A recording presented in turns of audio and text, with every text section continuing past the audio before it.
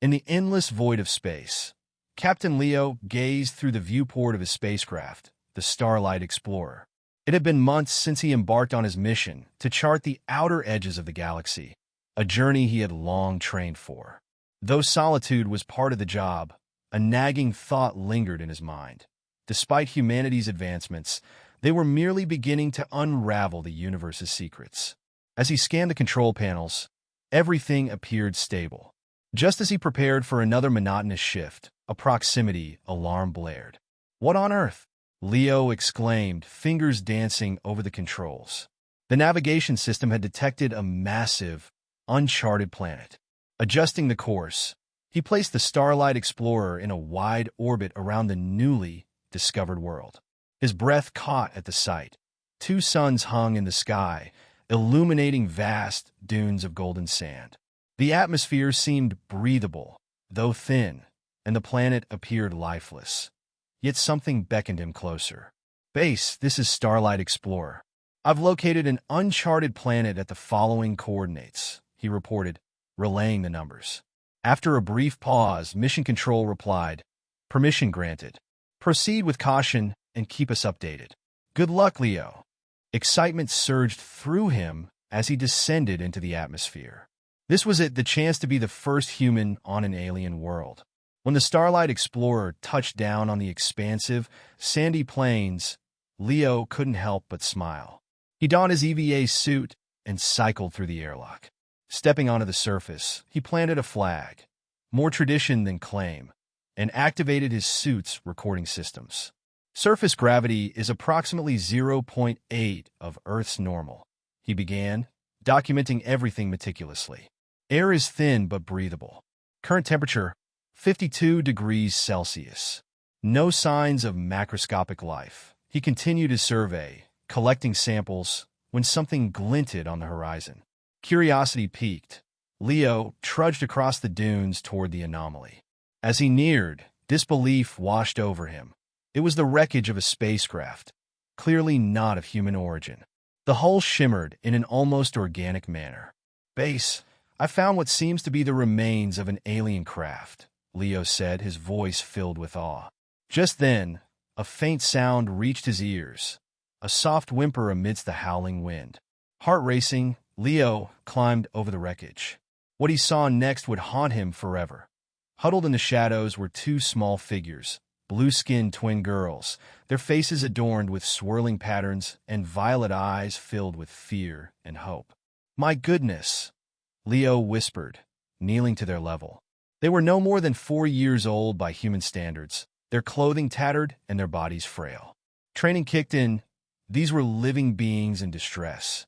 "Base, we have a situation. I found survivors, 2 alien children in need of immediate medical assistance. Requesting guidance."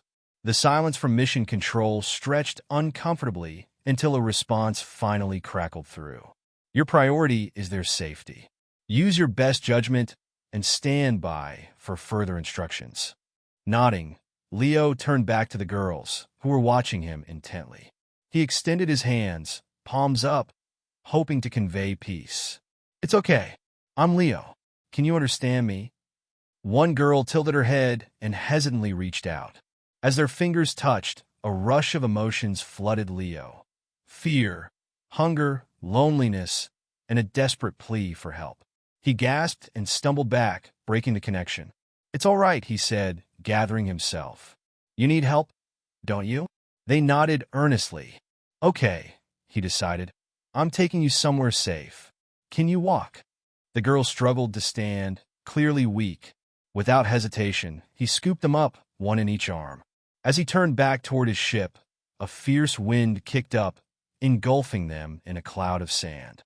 "Hold on tight," Leo urged, activating his suit's navigation system. The storm howled around them, and just when he thought they were making progress, a monstrous shape appeared, a serpentine creature at least 20 feet long, glowing eyes fixed on them. Leo dove to the side, scrambling to his feet with the girls still clutched in his arms. Adrenaline surged as he ran, the creature in pursuit. Just as despair threatened to overtake him, the silhouette of the Starlight Explorer emerged through the sand. With a final burst of speed, He reached the airlock and slammed his hand on the emergency override, tumbling inside as the doors sealed shut behind them. The creature crashed against the hull, but the ship held firm. Gasping for breath, Leo gently set the girls down on his bunk, collapsing to the floor as the adrenaline wore off. The twins huddled together, watching him with those large violet eyes, their childlike vulnerability stirring something deep within him. "Okay, you're safe now," he said, catching his breath. "Let's get you some food and water." He rummaged through the supplies, offering nutrient bars and purified water. The girls looked at him with a mix of curiosity and hunger. Hesitantly, one took a bar, sniffing it before taking a cautious bite. Her eyes widened in surprise, and soon they were eating with desperate enthusiasm. As he watched them, a wave of protectiveness washed over Leo. They were the sole survivors of a tragic crash, and now their fate rested in his hands. "Base, this is Starlight Explorer. The survivors are aboard and stable, but I can't communicate with them verbally. Requesting advice on next steps." The response was quick. "Maintain your position. We're convening an emergency meeting regarding this unprecedented situation. Ensure their safety to the best of your ability." With a nod, Leo turned back to the girls, who were exploring the ship. One of them touched a control panel, causing objects to float in midair. Astonished, Leo realized they possessed abilities beyond anything he had encountered. For hours, he made them comfortable, fashioning makeshift beds from spare blankets and pillows. As the twin suns set, casting an orange glow over the landscape, he faced a difficult choice. He could not leave them on this desolate world, but bringing them to Earth would raise ethical and diplomatic questions. Gazing at the sleeping twins, he felt an unexpected attachment, a protective instinct blossoming within him. Taking a deep breath, he made his decision. He would bring them back to Earth. It wouldn't be easy, but he couldn't abandon them. Sitting at the console, he input the coordinates for their journey home. As the ship's engines roared to life, he glanced back at the girls, uncertain of the challenges ahead, but resolute in his choice. "Base, this is Starlight Explorer. Preparing for departure. I'm bringing them home." As the ship ascended, leaving the harsh planet behind, Leo felt a mix of excitement and trepidation. He knew this moment would change everything, both for him and for humanity. Looking at the peaceful faces of the alien twins, he felt a sense of purpose. He was doing the right thing. As the Starlight Explorer broke free from the planet's atmosphere, Captain Leo felt the familiar hum of the engines beneath him, a reassuring sound in the chaos of the last few hours. The two blue-skinned girls, whom he had named Kila and Mira, sat on the bunk, their enormous violet eyes wide with curiosity and trepidation. "Okay, girls," Leo said, taking a deep breath. "We're on our way to Earth now. It's going to be a long journey, but you're safe here." He tried to convey warmth in his voice, hoping to ease their fears. The ship's dashboard lit up with the various indicators of their course, and as they cruised through the stars, Leo found himself glancing back at the twins more often than he intended. Their innocence struck him deeply, a stark contrast to the harshness of the world they had just escaped. He reached for his communicator. "Base, this is Starlight Explorer. I'm en route back to Earth with two survivors, alien twins. They appear stable but need extensive care. Requesting medical personnel on arrival and instructions for handling the situation." Starlight Explorer, acknowledged. "Prepare for arrival protocols. We're organizing a task force for your landing. This is unprecedented, Leo. Be prepared for intense scrutiny." The voice on the other end crackled, and Leo felt the weight of responsibility settle on his shoulders. Turning his attention back to Kila and Mira, he noticed they were playing with a floating ball of light that seemed to pulse gently in the air, a manifestation of their unknown abilities. Leo marveled at their control, and he couldn't help but feel a sense of pride. They had faced unimaginable adversity, yet maintained a spark of joy. As hours turned into days, Leo established a routine. He taught them simple English words, while they, in turn, shared snippets of their own language, a melodic series of sounds that resonated deeply. It was during one of these lessons that he learned they had been part of a small community on their home planet, living among similar beings who shared their unique abilities. "Where are your family?" Leo asked gently one evening as they sat in the ship's common area. The twins exchanged glances, their expressions darkening. They whispered to each other. Then Mira turned to him with a sorrowful gaze. "Gone," she said, her voice barely above a whisper.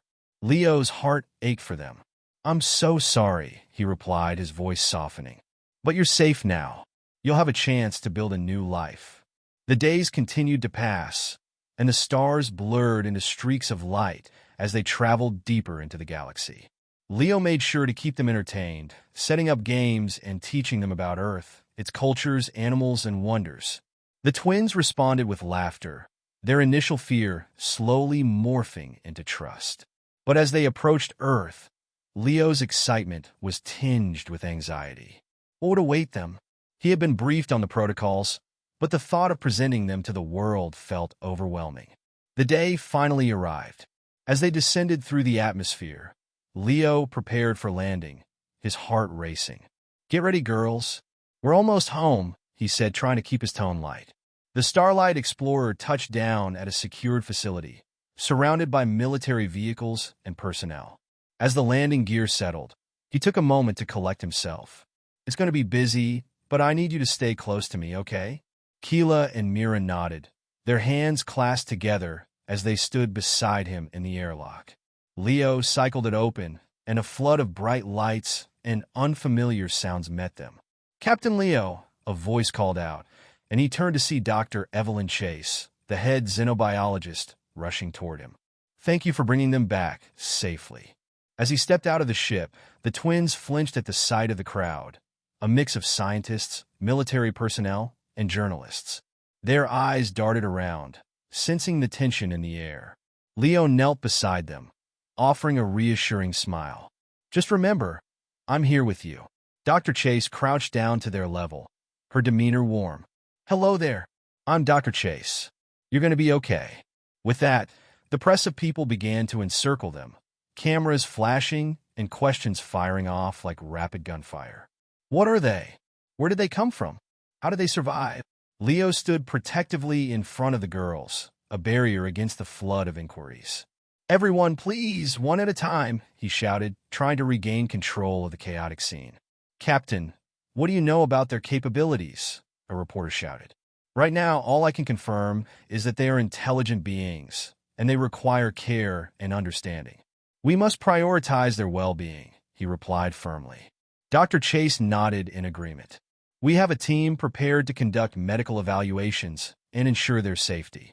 We need to treat them with the utmost respect." As the crowd began to part, Leo guided the twins toward a waiting vehicle.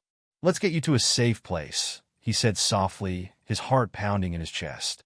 They climbed into the transport, and as the doors closed, Leo breathed a sigh of relief. The noise faded, replaced by a comforting silence. The twins looked up at him, their expressions a mixture of confusion and gratitude. "Are we safe now?" Kila asked, her voice small. "Yes," Leo assured them. "You're safe with me. We'll figure everything out together." As the transport drove away from the chaos, Leo couldn't shake the feeling that their journey was just beginning. The world would have questions, and he would have to face them. But as he looked at Kila and Mira, he felt a surge of determination. They had survived the unimaginable, and together, they would navigate whatever lay ahead.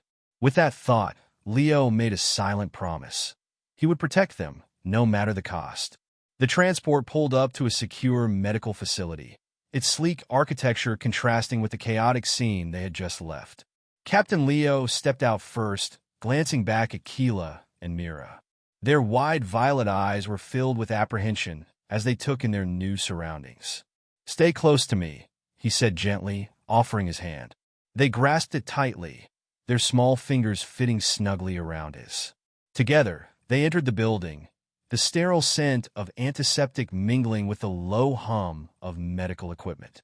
Inside, they were met by a team of scientists and medical personnel, led by Dr. Evelyn Chase. "Welcome to the facility," she said with a reassuring smile. "We're here to make sure you're both healthy and comfortable." Leo guided the twins toward a waiting area where they could sit and acclimate to their new environment. "You're going to be taken care of," he told them, kneeling down to their level. "Just relax for a bit." As the staff began their evaluations, Leo observed from a distance, his heart heavy with concern.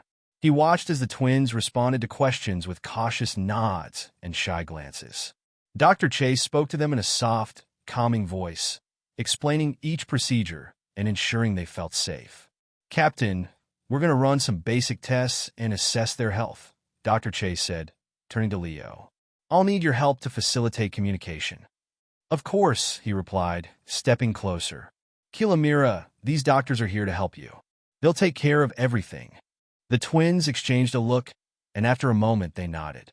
The medical team began their examinations, gently checking vitals and asking simple questions, which Leo translated into a mix of English and gestures. The twins were surprisingly resilient, answering with small smiles that slowly eased their initial fears. As the day wore on, the atmosphere in the facility transformed from one of anxiety to warmth. Leo and the twins were provided a small room, decorated in soft colors and filled with plush furnishings. A large window overlooked a green park, a stark contrast to the barren landscape they had left behind. Later, as the twins played with some toys the staff had brought, Leo took a moment to gather his thoughts. He sat down on a chair, his mind racing with the implications of their arrival. The world was watching, and he knew that the twins were not just a scientific curiosity. They were survivors, and their story would resonate with many. Dr. Chase knocked gently on the door before entering, her expression thoughtful. "Leo, I have some preliminary results. They're physically healthy, though understandably a bit malnourished. We'll provide them with nutrition and counseling." "That's great to hear," he said, relief washing over him. "But what about their emotional state? They've been through so much. Right now, they need stability and time to adjust," she replied. "We'll have specialists to help them process everything. But it's important they feel secure. You're a key part of that." Leo nodded, feeling the weight of responsibility pressing down. "I want to be there for them, to help them feel safe." Dr. Chase smiled. "That's what they need most. Just being here for them will make a significant difference."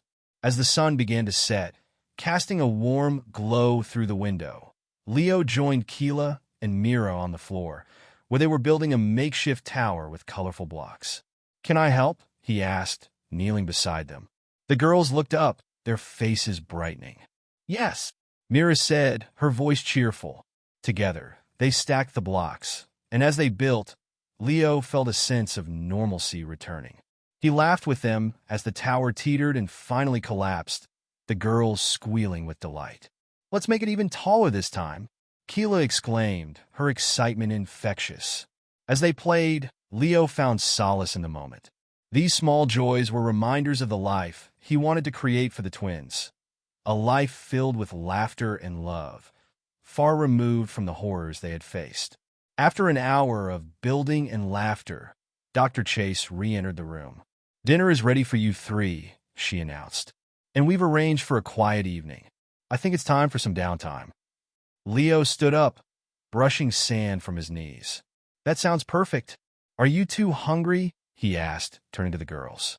They nodded eagerly, their eyes sparkling. The prospect of food seemed to lift their spirits even more. As they made their way to the dining area, Leo couldn't shake the feeling that this was only the beginning. There would be challenges ahead, questions from the media, potential backlash from various organizations. But right now, the focus was on the twins. They settled at a table with a spread of various foods, some familiar and others new. The twins hesitated at first, but soon dove in with enthusiasm, sampling everything. Leo watched with a smile, enjoying their innocence and eagerness to try new things. After dinner, they returned to their room, where Leo tucked the girls in. "You both did so well today," he said, brushing a stray hair from Kila's face. "I'm proud of you." Mira yawned, her eyes fluttering. "Will you stay with us?" "Of course," Leo said, settling into a chair beside their beds. "I'll be right here." As they drifted off to sleep, Leo's heart swelled with a protective instinct he had never known before. He was determined to be their guardian, their advocate in this new world. But as he sat in the dim light, staring out at the night sky. He couldn't shake the feeling that the journey ahead would test them all. He would need to learn how to navigate not just the scientific inquiries, but also the emotional landscapes of these extraordinary children. As the stars twinkled overhead, Leo made a silent vow. He would ensure that Kila and Mira not only survived, but thrived. Whatever lay ahead, they would face it together. The next morning, Leo awoke to soft whispers and giggles. He blinked against the sunlight, streaming through the window, a warm glow illuminating the room. Sitting up, he found Kila and Mira perched on the edge of their beds, their eyes twinkling with mischief as they passed a small plush toy back and forth. "Good morning, sleepyheads," Leo said, stretching his arms overhead. "What are you two up to?" Mira grinned, holding up the toy, a small, colorful creature resembling a mix between a rabbit and a dragon. "We named him Spark," she exclaimed, her voice bright. "Spark? Oh, great name." Leo chuckled, his heart swelling with affection. "Is he a good friend?" Kila nodded vigorously. "He's our protector." With a smile, Leo swung his legs over the side of the bed. "Well, I hope he's ready for an adventure today. We have a lot to explore." After breakfast, Dr. Chase arrived, her clipboard in hand. "Good morning, everyone. Today we're going to have some fun activities and some light assessments," she said, her tone encouraging. "We want to learn more about you, Kila and Mira, and help you adjust." The twins exchanged glances, their expressions shifting from excitement to uncertainty. Leo sensed their hesitation. "It'll be okay," he reassured them, kneeling down to their level. "Just think of it as a way to show everyone how amazing you are." The girls nodded, though they still clung tightly to each other as Dr. Chase led them into a larger room filled with colorful materials and games. "This is our play and learning area," she explained. "You can draw, build, or play games while we observe and learn about your abilities." As they entered, Leo noticed a variety of activities set up: art supplies, blocks for building, and a small area for movement-based games. The room felt welcoming, designed to spark creativity and comfort. Dr. Chase guided the twins toward a drawing station. "Let's start with something simple. How about you draw your home?" she suggested, her voice warm. Kila and Mira exchanged a glance, their expressions thoughtful. Leo could see they were processing the request, and he could almost hear their thoughts. He stepped forward, kneeling beside them. "What did your home look like?" With a determined look, Kila began to draw, her small fingers moving with purpose.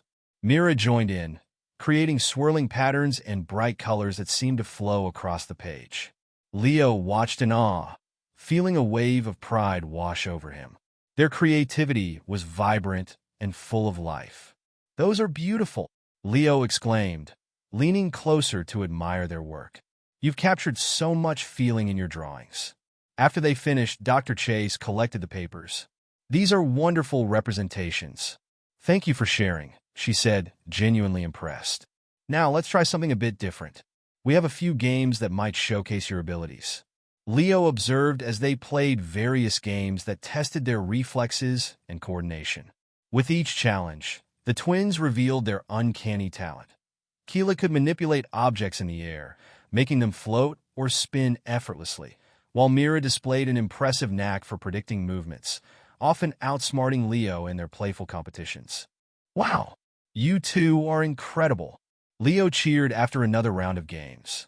"I think Spark might need some upgrades with all this talent." As the morning passed, the atmosphere shifted from tentative curiosity to genuine joy. Laughter echoed through the room, and Leo felt the bonds between them strengthening. The twins were more than just survivors. They were individuals full of potential and light. At the end of the session, Dr. Chase gathered everyone. "Thank you for participating. Your abilities are remarkable, and we're excited to learn more. But remember, the most important thing is how you feel. We want this to be a safe space for you both." Just as the session ended, the door opened, and a familiar face appeared.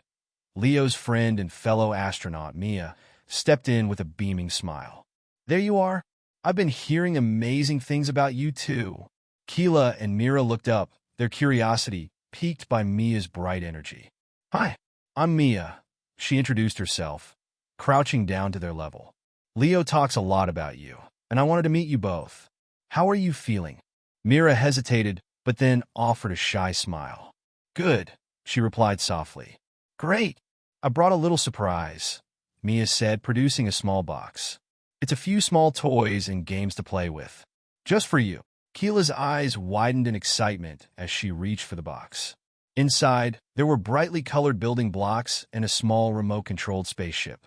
"Wow!" she exclaimed, her joy palpable. Leo felt a swell of happiness seeing the twins light up. "Mia, you're the best," he said, his gratitude evident. "They've had a big day already. Any chance to brighten their day?" Mia replied, smiling. "You're doing an amazing job with them, Leo." As they played with the new toys, the atmosphere in the room felt more relaxed. Laughter filled the air, and for the first time, Leo felt a sense of normalcy returning. But as the day wound down, he couldn't shake the lingering worry about how the world would react to the twins' existence. The media was already buzzing with speculation, and Leo knew it wouldn't be long before they faced scrutiny. That evening, as the sun dipped below the horizon, casting long shadows in their room, Leo sat beside the twins. "How are you feeling about everything?" he asked gently. Kila looked thoughtful. "It's nice here, but what happens next?" Leo took a deep breath, choosing his words carefully. "We're going to figure it out together. You'll get to meet more people, and they'll want to learn from you. It's important, but it might feel overwhelming." Mira nodded slowly. "Will they be nice?" "I hope so," Leo replied. "But I promise you'll have me with you. We'll face whatever comes together." The girls exchanged a glance, and Leo could see the flicker of uncertainty in their eyes. "You can trust me," he added softly. "No matter what." As they settled down for the night, Leo felt a surge of determination. He would protect them and help them find their place in this new world. They were more than just a discovery. They were family now. With Spark nestled between them, the twins drifted off to sleep, and Leo remained awake, watching over them. He knew the challenges ahead would be daunting, but with Kila and Mira by his side, he felt ready to face whatever the future held.